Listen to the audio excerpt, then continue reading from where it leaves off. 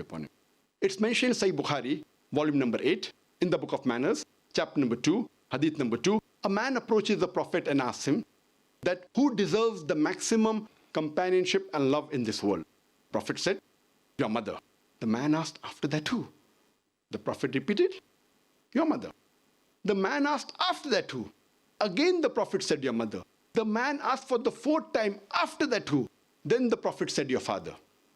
That means 75%, 3/4 of the companionship goes to the mother, 25%, 1/4 goes to the father.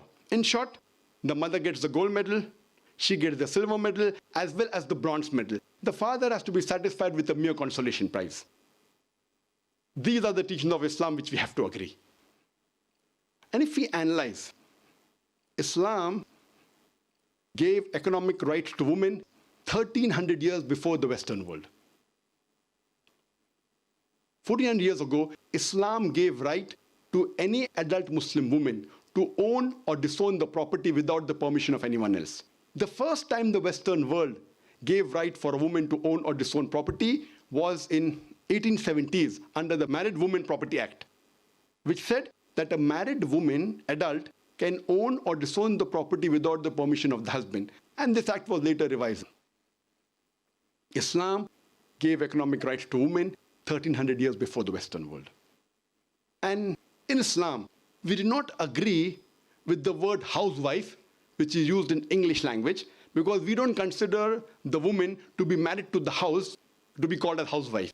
We prefer calling her as homemaker, the person who makes the home, the person who builds the home. Though we see that there are many misconceptions, and many people think that men and women in Islam are not equal. In fact, in Islam, men and women are equal. But equality does not mean identicality. They're equal, but they are not identical. Depending upon the physiological makeup, their psychological makeup, their biological makeup, they have different roles. Overall, men and women are equal in some aspects. The woman, she may have a degree of advantage. In some aspects, the men may have a degree of advantage. Let me give you an example. If there are two students in a class, student A and B, both of them, they come out first in examination. Both get 80 out of 100. When we analyze the answer sheet, the 10 questions which have 10 answers, each carrying 10 marks. In answer to question number 1, student A gets 9 out of 10. Student B gets 9 out of 10. In answer to question number 2, student B gets 9 out of 10, and student A, he gets 7 out of 10. In all the remaining 8 answers, both get 8 out of 10. If we add up, both get 80 out of 100, they're equal. But in answer number 1, the student A has a degree of advantage. In answer number 2, student B has a degree of advantage. In the other aspects, both are equal. And overall also they're equal. In the same way, men and women in Islam are equal. In some aspects, the men have a degree of advantage. In some aspects, the women have a degree of advantage. For example, if a robber, if a thief enters my house, I will not say, I believe in women liberalization. I will not ask my wife or my daughter to go and fight.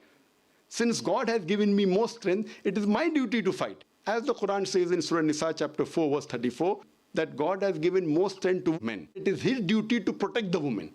So in strength, the men have a degree of advantage. And the other example I gave earlier, that where companionship of the children is concerned for the parents, the women have 3 times more companionship as compared to men. The mother has 3 times more companionship as compared to father. So here, the women have a degree of advantage. So as I said earlier, men and women in Islam are equal. In some aspects, the women have a degree of advantage. In some aspect, the men have a degree of advantage.